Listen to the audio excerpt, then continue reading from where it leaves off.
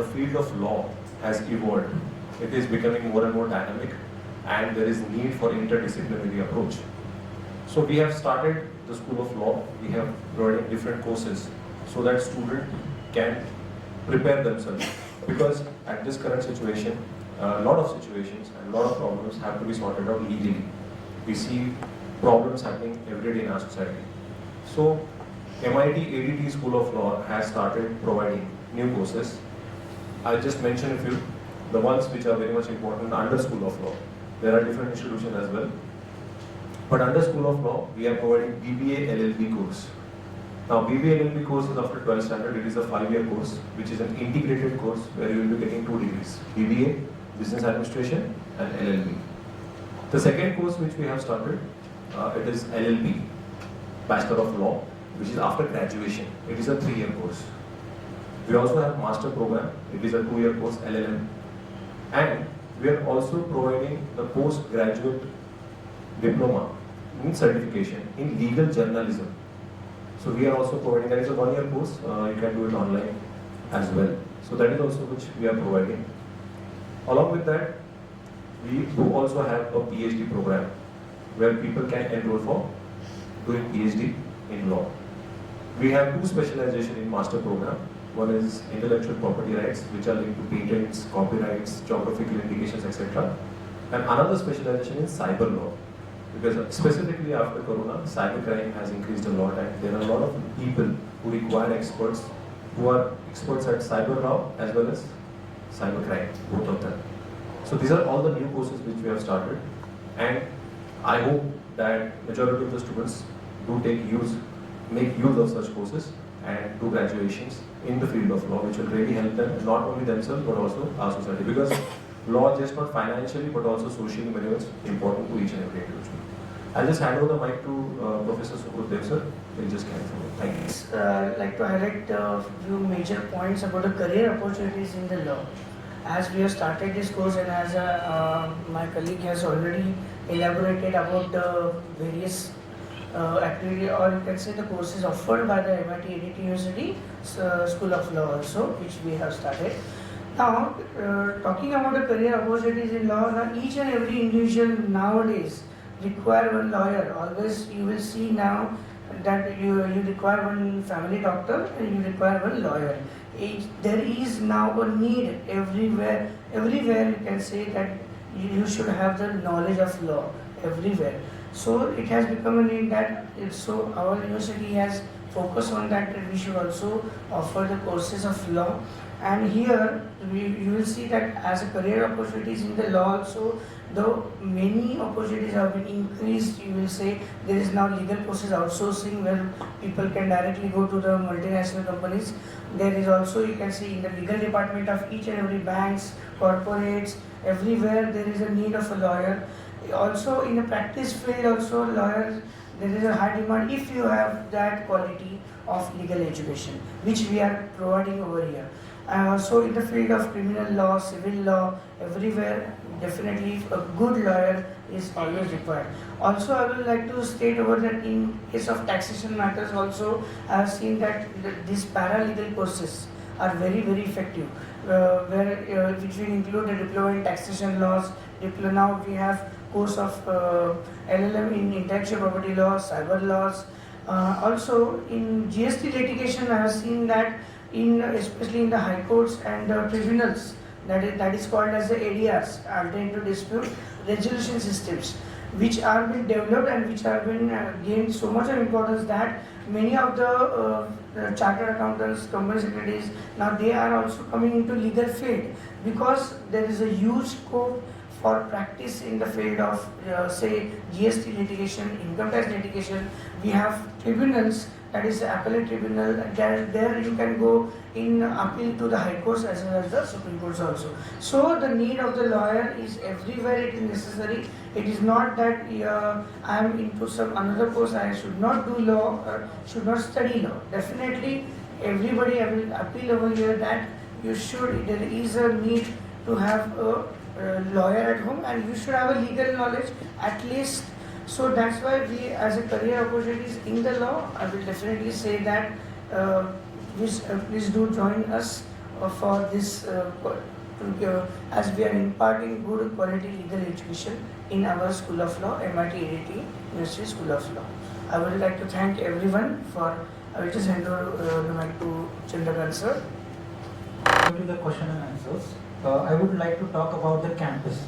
See, our campus is widely spread across the 130 plus acres, and it is known for the legendary actor Raj Kapoor ji, because it has the name of a Vishwaraj campus. Vishwaraj campus. So why it is because it has earlier before our founding father Vishwanath Sarad sir, they purchased the land. Before that, it has been owned by the legendary actor Raj Kapoor ji, and there he has the studio named as the Raj RK Studio.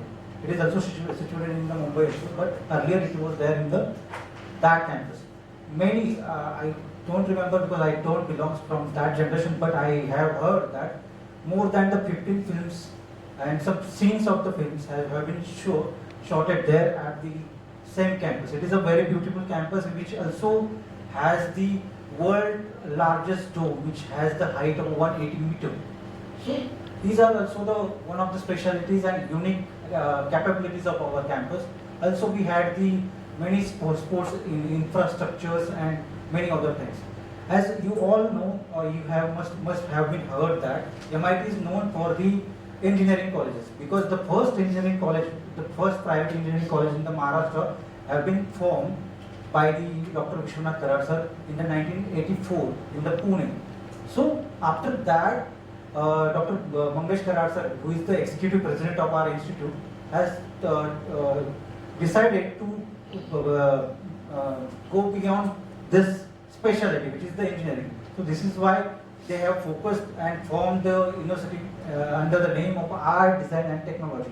So we have the courses in the field of art, design and the technology. So the technology also contains the engineering branches, design contains the architecture, civil and many other things. So one more specialty about our campus is we focus upon the holistic development of the students, because as you all know, अभी students आ रहे हैं, उनको मतलब वो बहुत होशियार होते हैं, उनको बहुत सारी चीज़ें पता भी होती है, बट दे हमारी यूनिवर्सिटी से पास आउट होने वाला स्टूडेंट के पास में क्या होता है, he will be a very good citizen of India, because we give them the value, we also give them the cultural values of our values, tradition and many other things. So this is all about the campus also. So taking the opportunity from this press conference, I would like to invite all of you to once come to the Pune. आप कभी भी आप अगर पुणे में आए तो एक बार जरूर से कैंपस को विजिट करिएगा. आपको सभी को मैंने कार्ड दिया हुआ है, so you can directly contact to me and definitely visit and witness the world's largest dome and many other things. Okay, thank you so much for coming, and we can directly move forward with the questions now. If you have passed out 12th, okay, there is a course of BBA LLB, okay, 5 years course, as well as BLLB also course is there for 5 years. So you can complete law by after 12th, after 5 years means. So you will get the degree of law. There also, if you pass out law, you have to take, if you want to go in practice, you have to take sanat from the Bar Council, okay, and then you can start with your practice either in any of the courts, district court, high court or supreme court also you can go. So if you want to stand in the courts, you have to take sanat. This is one of the options. Now there is a number of options in the legal field just now. You can be a very good lawyer in case of land matters, in case of civil, criminal, family courts. Then corporate lawyers are also being required. Then you have, as I told you just now, also direct taxes, indirect taxes, in taxation, litigation, any litigation part also, a very good lawyer is required. Law की पढ़ाई के लिए उसकी fees की limit कितनी होती है? Sir ये तो यूनिवर्सिटी मैटर करता है, तो हमारी आपकी यूनिवर्सिटी से अगर कोई पढ़ना चाह रहा है तो जी फीस स्ट्रक्चर बता दें. फीस बिल्कुल. देखिए, अगर आप 5 ईयर कोर्स में जाते हैं BBA LLB, तो जो फी है वो per year 3 lakh rupees per annum है, हर साल का 3 लाख रुपए. But we are providing scholarships based on the marks of 12th standard. तो अगर मैं आपको एक एग्जांपल दूं इसी का, तो अगर कोई बच्चा 12th स्टैंडर्ड में 90% या अबाउ लाता है, इट्स कंप्लीटली मेरिट बेस्ड, तो 50% स्कॉलरशिप दे रहे हैं, तो डायरेक्टली जो फी होती है वो बन जाती है 1,50,000। उसके बाद अगर कोई बच्चा 75% लाता है, 70% लाता है, तो उसको 40% स्कॉलरशिप है, तो फी बनती है 1,80,000। तो ऐसे हमने स्कॉलरशिप प्रोवाइड की है बच्चों को। ऐसा भी होता है कई बार कि बच्चा इकोनॉमिकली वीकर सेक्शन में नहीं होता, बट स्टिल उसके फैमिली में कुछ फाइनेंशियल प्रॉब्लम्स होते हैं, तो हम क्या करते हैं बच्चों से कि आप एक एप्लीकेशन दीजिए, आपके सपोर्टिंग डॉक्यूमेंट्स देखिए, आपके ऊपर फाइनेंशियल लायबिलिटीज क्या हैं, and we do send that application to our top management and they do take a decision in favour of the student. हम यही देखते हैं कि ज़्यादा से ज़्यादा बच्चों को एजुकेशन हमारे इंस्टीट्यूशन से मिले, तो हम पूरी कोशिश करते हैं, ऐसा नहीं हम उसको लोन देने में भी हेल्प करते हैं। So we do provide all kind of financial help also, कि वो इंस्टॉलमेंट में पैसे भर सकता है। ऐसा नहीं कि अगर आप जब तक पूरी फी नहीं भरोगे तो हम आपको एडमिशन नहीं देंगे, ऐसा नहीं है। We understand money is a big issue for lot of people, तो हम पूरा कोशिश करते हैं अलॉन्ग विद स्कॉलरशिप, अगर उसको और हेल्प चाहिए तो हम करते हैं इसमें। कुछ फीस माफ करते हैं आप? हाँ जी, स्कॉलरशिप के अंडर हम, जैसे मैंने बताया, माफ करते हैं, मतलब व्हाट लाइक आप क्या विदाउट पेड लोन के बिना? सर लोन के बिना भी हम, जैसे मैंने बोला, इंस्टॉलमेंट्स में दे सकते हैं। पूरी तरह से माफ आप बोल रहे हो कि जीरो, ऐसा नहीं है सर। इकोनॉमिकली वीकर सेक्शन के लिए 10% कोटा है हमारे पास, तो उसके अंदर जो हमारी पॉलिसी है, जो यूजीसी फॉलो करती है, उसके हिसाब से हम करते हैं। यस सर, जैसे मैंने बताया, सर ने भी बताया कि MIT is a very well renowned university. या एग्जैक्टली, तो हमारे यहाँ पे तो सेंट्रलाइज्ड प्लेसमेंट सेंटर है, जहाँ पे सारे हम HR लोगों के साथ हमारे एग्रीमेंट्स बन चुके हैं कि आपको कौन से लोग चाहिए। तो कोई बोलता है मुझे 4 इंजीनियर चाहिए, कोई बोलता है 2 लॉयर चाहिए, कोई बोलता है मैनेजर चाहिए। तो उनकी HR पॉलिसी के हिसाब से कि हमको इतना परसेंटेज या इतने मार्क्स या इतने सर्टिफिकेट्स होंगे तो बच्चा एलिजिबल बनता है। तो जो जो बच्चे उसमें एलिजिबल होते हैं, सभी बच्चों को इन्फॉर्म करते हैं, मेल करते हैं कि आप यहाँ पे अप्लाई कर सकते हो, यहाँ पे इनका इतना पैकेज है। तो बच्चा जो है उसको व्हाट्सएप पे, उसको मेल पे हम और पर्सनली भी हम जाके बताते हैं बच्चों को कि तू एलिजिबल होता है तो तू अप्लाई कर ले। तो जितना ज़्यादा उसका प्लेसमेंट हो सकता है उतना अच्छा है। अभी last year the maximum package वो 71 lakhs पर एनम मैडम। तो MIT की ब्रांड है, बच्चा कैसा पढ़ता है, उसके मार्क्स कैसे हैं, उसके बेसिस पे मैम उसको प्लेसमेंट होती है। हाँ जी, मैं थोड़ा सा, सर ने हॉलिस्टिक डेवलपमेंट के बारे में बताया, मैं उसके बारे में थोड़ा सा कहना चाहूँगा कि 2020 में गवर्नमेंट ने नेशनल एजुकेशन पॉलिसी पास की थी, जिसमें ये होलिस्टिक डेवलपमेंट की बात कर रहे हैं। तो मैं आपको बताना चाहता हूँ कि हमारे जो कोर्सेज हैं, BBA, LLB, उसके अंदर होलिस्टिक डेवलपमेंट मतलब क्या है? बच्चा लॉ के साथ फॉरेन लैंग्वेज सीखता है। हमने ऑप्शन दिए बच्चों को कि आप ये 4-5 ऑप्शन है फॉरेन लैंग्वेज, आप उसमें से सिलेक्ट कर सकते हो। Second, there is also an option for creative art, performing arts, मतलब it can be related to dance, music, painting, sketch, मतलब परफॉर्मिंग आर्ट्स में के जो अलग अलग एट्रीब्यूट्स है उसमें से वो कर सकता है। उसके अलावा हम हेल्थ प्रैक्टिसेस भी इंक्लूड करते हैं कि बच्चे को हफ्ते में 1 दिन 2 घंटा मैंडेटरी उसको फिजिकल एक्टिविटी सिखाया जाता है, ग्राउंड फिटनेस, जिम में एक्सरसाइज कैसे करते हैं। उसके अलावा सूर्य नमस्कार, वही कई बच्चों को फिटनेस का कुछ पता नहीं है कि योगा, मेडिटेशन, जुम्बा। एंड जैसे सर ने बताया, इतना बड़ा 125 एकड़ से ज्यादा हमारा कैंपस है। पीछे तो नदी है, बुरा मुठा नदी जाती है, जहाँ पे रोइंग के स्पोर्ट बच्चों से ट्रेन किया जाता है। मैं खुद रोइंग करता हूँ, I am my self player. मैं खुद आर्चरी खेल चुका हूँ, मैं खुद पिछले 3 सालों से मैं खुद पिछले 3 सालों से 2022 से 24 से इंडोर आर्चरी में नेशनल चैंपियन रह चुका हूँ और हूँ, अभी भी खेलता हूँ आर्चरी। तो ऐसे हम क्यों? Because this facilities are there in MIT में आर्चरी है जो आप नहीं देखेंगे। आर्चरी है, बॉक्सिंग है, बैडमिंटन है, टेनिस है, कबड्डी है, खो खो है, हॉकी है, क्रिकेट है, क्रिकेट तो होता ही है, फुटबॉल है, और इन सभी चीज़ों को कोच है। इट्स नॉट दैट कि बच्चे जाके खेल रहे हैं। Every sport has a coach जो उस बच्चे को गाइड करता है, ताकि हम उस बच्चे को नॉट ओनली इंटर यूनिवर्सिटी या यूनिवर्सिटी लेवल तक या स्टेट लेवल तक, ताकि वो बच्चा इंटरनेशनल तक खेल सकता है। और ये सिर्फ बच्चों को ही नहीं, इवन स्टाफ मेंबर्स को भी, जैसे मैंने खुद कहा मैं करता हूँ, तो हमको भी वो सपोर्ट करते हैं। बिकॉज होलिस्टिक डेवलपमेंट बच्चों के साथ हमारी जो एम्प्लॉइज हैं उनकी भी तो मेंटल हेल्थ और सब इम्पोर्टेंट है, तो वो भी सारे फैसिलिटीज है, स्विमिंग पूल है, जिम है। जी है ना? हाँ जी, मैंने जैसे बताया, we have a 1 year course, post graduate certification legal journalism, जी उसकी फी है 30,000 रुपीज़। वो 1 साल का होता है, ऑनलाइन सेशंस होते हैं, शाम को 1 घंटा, 3:30 से 4:30 के बीच में 1 घंटा ऑनलाइन सेशन होता है, मैं खुद पढ़ाता हूँ। सो लीगल जर्नलिज्म बेसिकली अब जैसे बहुत सारे जर्नलिस्ट होते हैं, लॉ का थोड़ा सा नॉलेज कम पड़ जाता है तो कभी कभी डिफेमेशन या कंटेम्प्ट ऑफ कोर्ट ऐसे प्रॉब्लम्स हो जाते हैं जो कि which are restrictions under the Indian constitution themselves. तो हम ये बताते हैं कि भाई आप जब लिखते हो तो लीगली करेक्ट कैसे लिखें, क्योंकि थोड़ा सा स्पेलिंग मिस्टेक है इधर का उधर हो गया तो बहुत बड़ा फर्क पड़ जाता है और आपको पता है कॉन्सिक्वेंसेस, फिर अपॉलॉजी लेटर ये वो केस बन जाती है, फिर एडवोकेट लगेगा आपको। तो इससे अच्छा है कि अगर आप पहले से अगर वो लीगली आपको पता है कि क्या गलत है क्या सही है तो that is any time better. Cyber law, हाँ सर। साइबर लॉ फोर्स, हाँ जी। ये कैसे सुझाव? सुझाव कैसे? सर मैं इवन तो लॉ प्रोफेसर हूँ, मेरा basic graduation sir computer engineering है। मैंने कंप्यूटर इंजीनियरिंग करके मैंने LLM किया हुआ। तो सर मैं साइबर लॉ खुद पढ़ाता हूँ, तो हमारी प्रिंसिपल मैम सपना, डॉक्टर सपना मैम, वो भी ऐसी हैं कि जो साइबर में एक्सपर्ट है। तो ये रियलाइजेशन ऐसा है कि डिमांड बहुत है मार्केट में। हमने ये स्टडी किया क्योंकि मैं जैसे साइबर क्राइम्स बढ़े 200 टाइम्स साइबर क्राइम बढ़ गए थे लॉकडाउन के समय पे, but there were no experts. मतलब उनको लॉ पता है, टेक्निक नहीं पता, जिसको टेक्निकल पता है वो लॉ नहीं पता।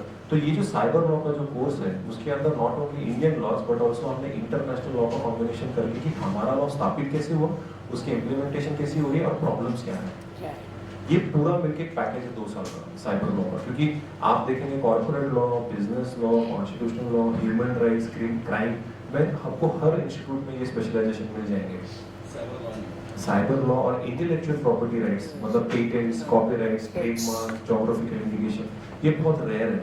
तो इसलिए इसका डिमांड बहुत बढ़ रहा है क्योंकि इसमें एक्सपर्ट्स कम है। फ्यूचर तो यही है साइबर, फ्यूचर तो आप सबके हाथ में मोबाइल है, सब रिकॉर्डिंग कर सेक्शंस होते हैं जी। कितने सेक्शंस होते हैं जी साइबर लॉ में अगर आप मुझे IT एक्ट बोलेंगे तो it is around 80 to 90 sections are there. It's a small act, information technology act 2000 is the basic act. वो बेसिक एक्ट है। 2008 में उसका अमेंडमेंट हुआ है लेकिन अभी 2024 चल रहा है, फिर भी कोई अमेंडमेंट नहीं हुआ है। That's a sad part and the technology has advance so much कि प्रॉब्लमेटिक हो गया है। श्रेया सिंघल करके एक केस थी, मैं जरूर कहना चाहूँगा, उसमें एक सेक्शन 1066 करके उसको हटा दिया गया। क्यों हटाया गया? क्योंकि उसके अंदर की जो वर्डिंग थी वो वेग थी कि कोई भी कुछ भी लिख देता था। अगर किसी इंसान के किसी कम्युनिटी की फीलिंग्स, देखो मैंने शब्द का इस्तेमाल किया फीलिंग्स, वो अगर हर्ट हो जाती है तो that is very very wide interpretation. तो वो हटा देने के बाद आप आज देख सकते हैं सोशल मीडिया पे you can see that how many people are using bad language and there is no consequences. तो कई बार ऐसा रियलाइजेशन आया कि वो सेक्शन हटाया जरूर, because sometimes government was using it against journalist who speak about the government in a, जो criticise करते हैं, तो हटा दिया गया।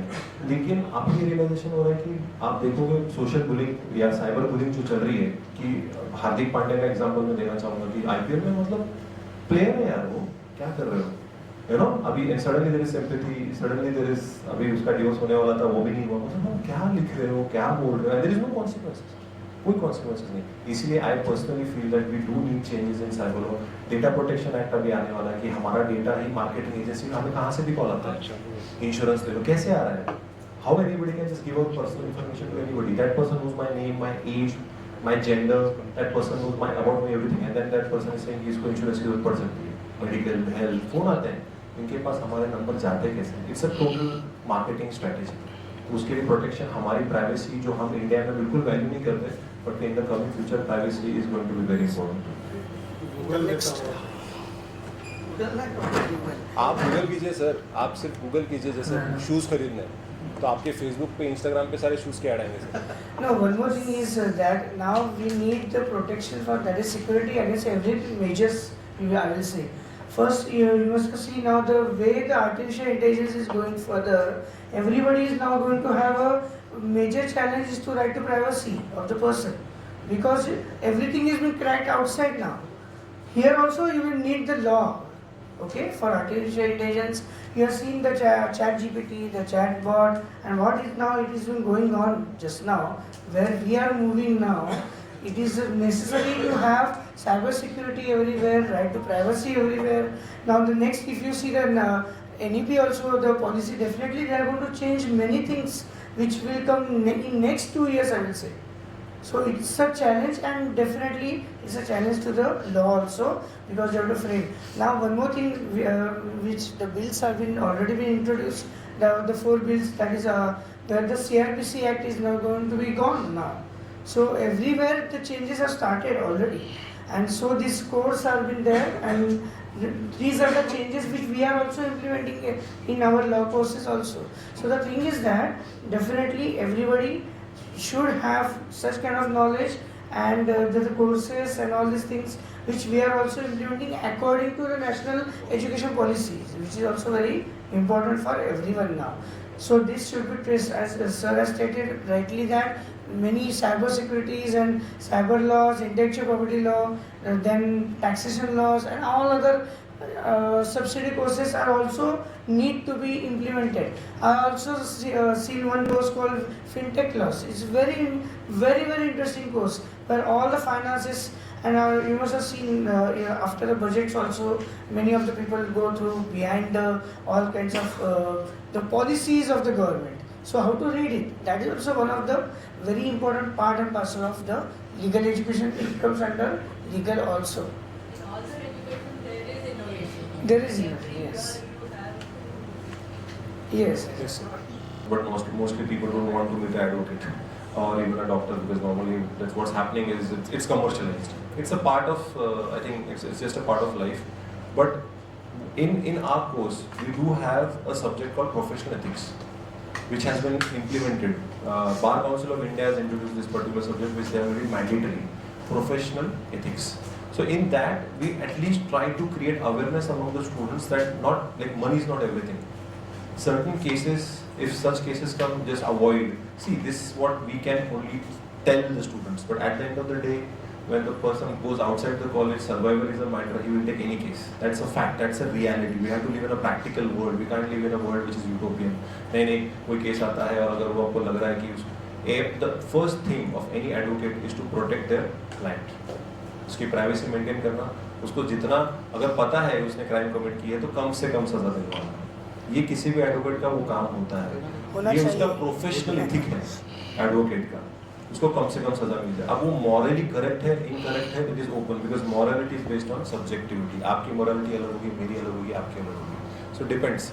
बट हम एटलीस्ट बच्चों को बताते हैं फर्स्ट ईयर में, ये फर्स्ट ईयर का सब्जेक्ट है सर। ऐसा नहीं है कि फिफ्थ ईयर तक बच्चे रिजिड हो जाते हैं, 12th के बाद कैसे बच्चे थोड़े से मोल्ड हो सकते हैं, तो हम करने की कोशिश करते हैं sir. But socialisation process, parents का इम्पैक्ट, फ्रेंड्स का इम्पैक्ट और हमारा टीचर्स का इम्पैक्ट, ये सब मिलकर एक बच्चा बड़ा होता है। सो अल्टीमेटली वो क्या डिसीजन लेता है वो तो उसकी चॉइस है। But what at least we as teachers we try to bring about ethics in the students. अभी जो बारे में आपकी तैयारी yes, very good question again. जैसे CRPC, IPC और इंडियन एविडेंस एक्ट, ये तीनों लॉज रिप्लेस होने वाले हैं नए लॉज से। ये तीनों लॉज चेंज होने वाले स्पेसिफिकली रिलेटेड टू क्राइम। तो हमने क्या किया हुआ है, अभी जो हमारा सिलेबस है, पुराना सिलेबस पूरा हमने चेंज कर दिया, पूरा हमने नया सिलेबस बनाया है जिसमें हम ये नए लॉज पढ़ाएंगे। एज पर न्यूज़ 1 जुलाई से ये स्टार्ट होने वाला था, but there are people who are saying कि थोड़ा पोस्टपोन कीजिए क्योंकि ऐसा इमीडिएटली इम्प्लीमेंट करने में तकलीफ हो सकती है। तो देयर आर पिटिशंस फाइल कि आप थोड़ा सा डिले कर दीजिए, लेकिन लेट्स वी हैव टू सी। इसमें और एक प्रॉब्लम ऐसा है कि the with effect from date, that is the retrospective and prospective, that will be the biggest challenge to government also. So cases which are been pending in the courts, which laws are to be now after 1st July, whether they are going to continue or not, that is the biggest question. Okay, so that's why it might delay also. Delay हो सकता है, हो सकता है। हमने हमारे institution level पे हम उनको नया सिलेबस बनाने वाला है, पुराना वाला नहीं। अब हुआ ऐसे कि जो पिछली बैच थी वो बोले सर हमने तो पुराने लॉ पढ़ लिया था, हमको भी नहीं पता था कि ये आने वाले हैं। तो चर्चा हो रही थी, लेकिन सडनली अब हो गया। तो ऐसे हमने ये भी कहा बच्चों को कि अगर आपको बैठना है फिर से उन सेशंस को, आप बैठ सकते हैं।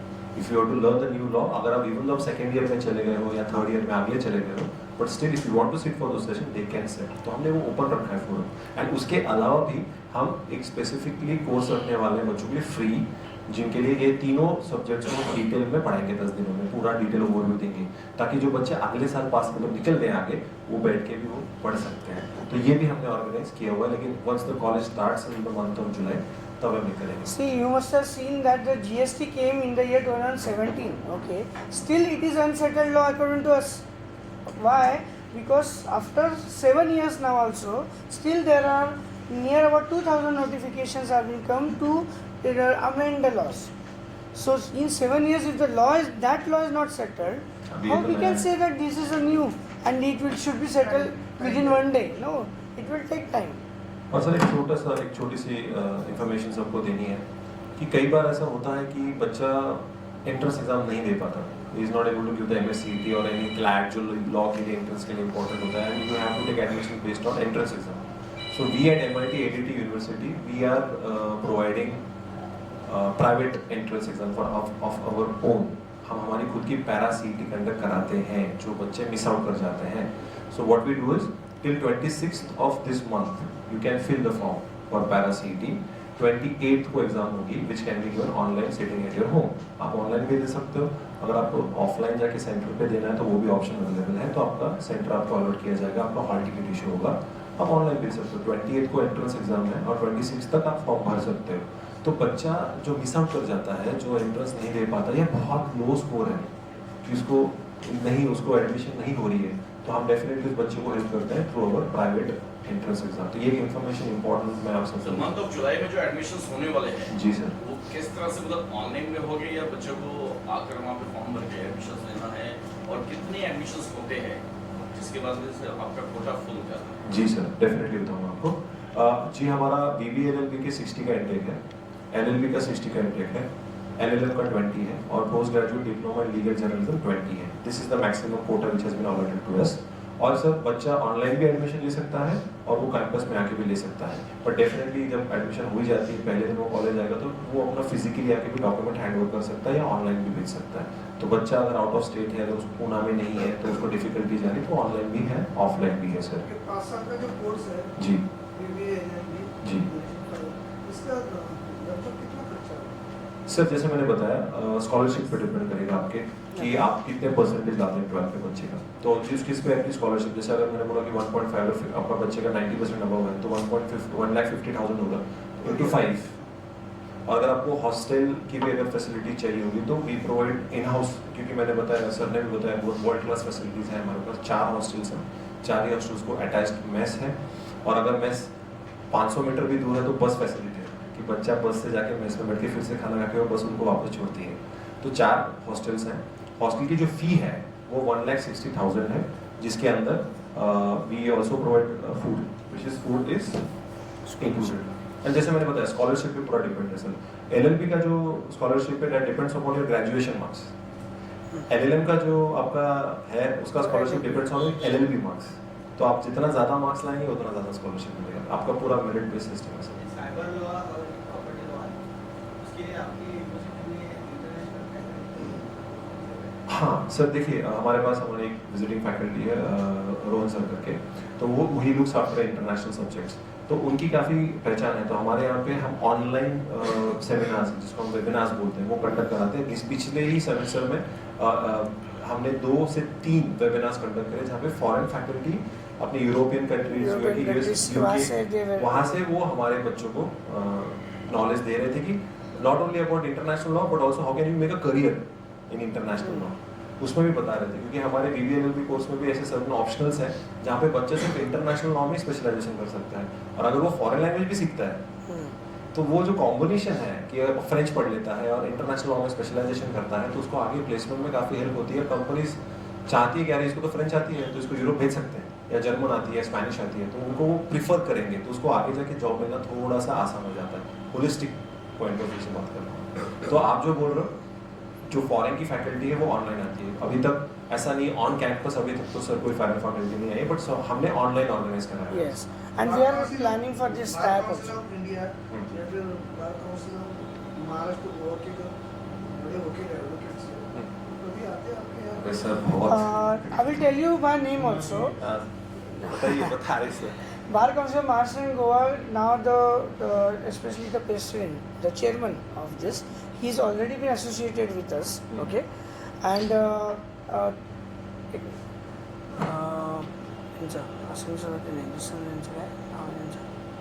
I don't see.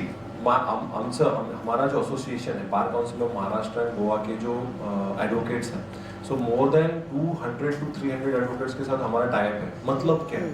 मतलब हम हर बच्चे को फर्स्ट ईयर से उसका सेमेस्टर एग्जाम खत्म होने के बाद उसको हम इंटर्नशिप को भेजते हैं 1 month मैंडेटरी. वो बच्चा हमारे पास आता है, किस में करना है स्पेशलाइजेशन, कोई बोलता है क्राइम में करना है, कोई बोलता है सिविल में करना है, कोई बोलता है लैंड में, कोई बोलता है साइबर में. तो हमारे हर स्पेशलाइजेशन के लिए एक वकील होता है, तो उस पर्टिकुलर वकील के पास हम उस बच्चे को 1 महीना के लिए इंटर्नशिप भेजते हैं। ये फर्स्ट ईयर से स्टार्ट होता है। नॉर्मल कॉलेज का क्या होता है, 3rd ईयर ऑनवर्ड चालू होता है। हम फर्स्ट ईयर से बच्चे को भेजते हैं। तो जब तक वो, अगर उस बच्चे ने जेन्युइनली अगर उसने पढ़ाई की, जो हम, क्योंकि क्या होता है कई बार इंटर्नशिप पे जाते हैं बच्चा, नहीं भी जाते हैं, छुट्टी पे चले जाते हैं, सीरियसनेस नहीं दिखाते, पर अगर बच्चा सीरियसली करेगा तो till after 5 years that student will have 10 internship certificates and the complete knowledge of the field which in which that student is interested. तो एडवोकेट, फिर तब तक आप जब बाहर निकलते हो तो आपके कोर्ट में जान पहचान भी हो जाती है। आप कोर्ट में जाते आते रहते हो, आपको पता है कि कहाँ पे कौन सा डॉक्यूमेंट सबमिट करना है, कौन से कोर्ट के कौन हेड्स जज हैं, कौन एडिशनल जज है, हायरार्की पता चलने लगती है। क्योंकि किताबों में आप कितना भी पढ़ लो, लेकिन जब तक आप कोर्ट में नहीं जाते, प्रैक्टिकल आप जब नहीं सीखते, तब तक बच्चों को समझ में नहीं आता। ये सबसे बड़ा प्रॉब्लम है। तो हम जैसे इंजीनियरिंग में बोलते हैं ना इंडस्ट्रियल कनेक्ट, वैसे हम बोलते हैं कोर्ट कनेक्ट की भाई। उसके अलावा हमारे पास मूड कोर्ट भी है।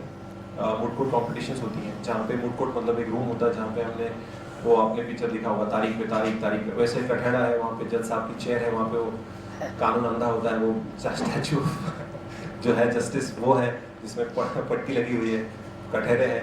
तो एक बच्चे को एक कोर्ट का माहौल बनाया जाता है और उनको केस दी जाती है और उनको डिफेंड करना पड़ता है या अटैक करना पड़ता है। तो बच्चा जो होता है, ऐसा नहीं कोर्ट में जाने के बाद अरे भाई मैं कहाँ आ गया, ऐसा नहीं होता बच्चे को। तो वो जो ट्रेनिंग है वो भी हम स्कूल में प्रोवाइड करते हैं। We have constructed one moot court room in our SPG college, where the trials, how Real court. you should argue with the opponent lawyers, that is also been taught. It is called as a moot court. You can say competitions are also been organized. Now you must have seen that all over India just now also, maximum national law universities, or you can say the law colleges in all over India, they are organizing these international moot court competitions everywhere. And there the students from our university, suppose 3 students generally are being selected and they have been sent to all our universities where the competitions are being organized. And definitely I will tell you that I have seen in many universities that the judging of those moot court competitions were done by the sitting judges of high courts and supreme courts also. So these kind of exposures the students are being getting everywhere now. Okay, so we also have constructed a moot court room where the students will be from second year itself, they will taught how to argue the case. Okay, and also in our library we have all the softwares how you can trace the case laws.